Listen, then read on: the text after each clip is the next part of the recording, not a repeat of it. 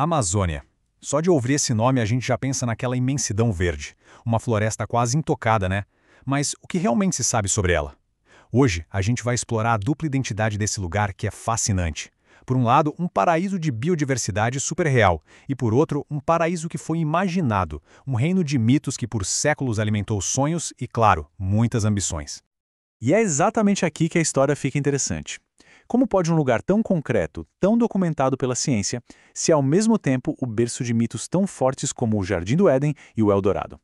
É isso que vamos investigar. Como essas duas visões, a real e a imaginada, se encontraram e se misturaram ao longo do tempo.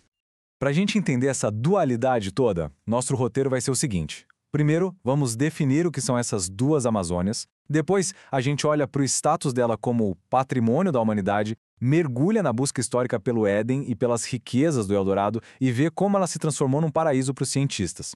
E no final, a gente reflete sobre o passado e o futuro desse lugar. Então vamos lá. Começando pela primeira parte, as duas Amazônias. Para entender a floresta hoje, a gente precisa aceitar que ela sempre existiu em dois planos: o da realidade, bem concreto, e o da imaginação humana. Uma história é sobre ecologia, a outra é sobre mitologia, e as duas são essenciais.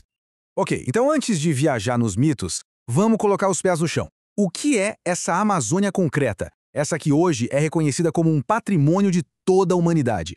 Para começar, a escala é uma coisa absurda. Estamos falando de uma área protegida de mais de 6 milhões de hectares. É muita coisa. Só essa parte, que é o Complexo de Conservação da Amazônia Central, já mostra o peso que esse ecossistema tem no mundo todo. E essa proteção não é um bloco único, não. É como se fosse um mosaico, sabe? Inclui parques nacionais, reservas de desenvolvimento sustentável. Cada pedacinho protege um ecossistema diferente, desde as florestas que alagam, os igapós, até lagos e canais que são vitais para a região. E nessas águas e florestas todas, vivem espécies que são verdadeiros ícones, muitas delas ameaçadas. Tem o pirarucu, um dos maiores peixes de água doce do mundo, o peixe-boi da Amazônia, que é super dócil, o jacaré-açu, imponente, e até 2 espécies de botos. São alguns dos tesouros biológicos que essa rede de proteção ajuda a salvar. Bom, essa é a Amazônia real. Mas e a imaginada? Para entender essa outra, a gente precisa voltar bastante no tempo. Lá para quando os europeus chegaram trazendo na bagagem não só armas, mas também os mitos e as expectativas deles. Era a busca pelo Éden que começava. E antes de mais nada, é bom entender o que a palavra paraíso significava para eles. Era uma ideia muito poderosa, né? Um jardim perfeito, a felicidade que foi perdida. E foi com essa lente, com essa ideia na cabeça, que os primeiros exploradores olharam para a Amazônia. E essa projeção foi quase que instantânea. Pensa só, em 1503, o navegador Américo Vespúcio olhou para aquela paisagem toda exuberante e já escreveu: se o paraíso terrestre existe em alguma parte, não longe daquelas regiões estará. Pronto. A floresta real já estava se transformando no Éden da Bíblia. Só que um paraíso de beleza natural não era o bastante. A imaginação europeia rapidinho transformou o Éden em uma coisa mais palpável. Um paraíso de riquezas. E foi assim que nasceu a grande obsessão pelo Eldorado. E essa busca foi implacável. Tudo começou ali em 1500, no primeiro contato com o ouro dos indígenas.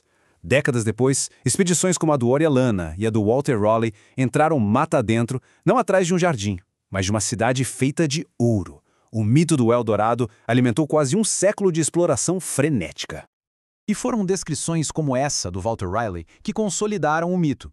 Ele escreveu sobre palácios com paredes de ouro, mesmo sem nunca ter visto nada daquilo. Essa imagem de riqueza, assim, inimaginável, se tornou irresistível. E aí, o mito ganhou mais uma camada de fantasia. O cronista Gaspar de Carvajal relatou ter visto mulheres guerreiras, as lendárias Amazonas, que supostamente guardavam todos esses tesouros. A lenda acabou dando nome ao rio, e a fronteira entre o que era real e o que era ficção foi se apagando completamente. Com o passar dos séculos, o brilho do ouro começou a perder um pouco da força. Uma nova busca começou e, com ela, um novo tipo de tesouro. A Amazônia estava prestes a se tornar o paraíso de um novo tipo de explorador, o cientista. Lá nos séculos XVIII e XIX, o conquistador com sua espada deu lugar ao naturalista, com sua lupa e seu caderno de anotações. O novo tesouro não era ouro para ser levado embora, mas sim conhecimento para ser coletado, para ser entendido.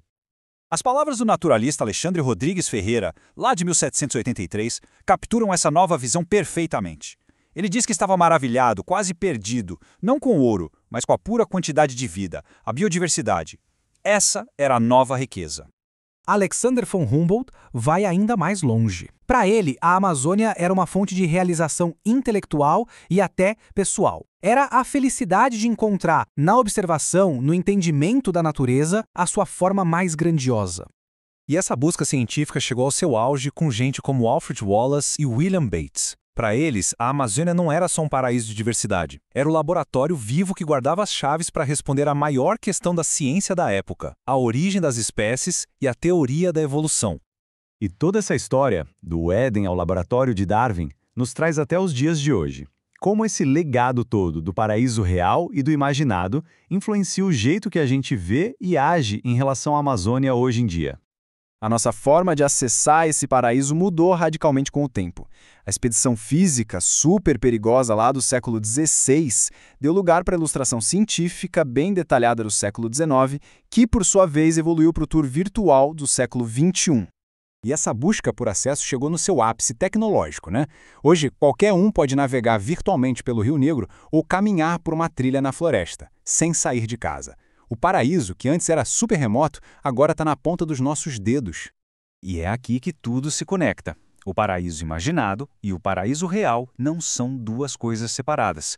O patrimônio cultural e o natural da Amazônia estão, assim, profundamente ligados. A força do mito, muitas vezes, é o que alimenta a urgência da conservação. E isso nos deixa com uma reflexão final. A Amazônia é tanto um fato biológico quanto uma ideia cultural. A pergunta que fica é: como a serrança poderosa de mitos e sonhos pode fortalecer a nossa determinação para proteger a floresta de verdade, antes que ela se torne apenas uma lembrança?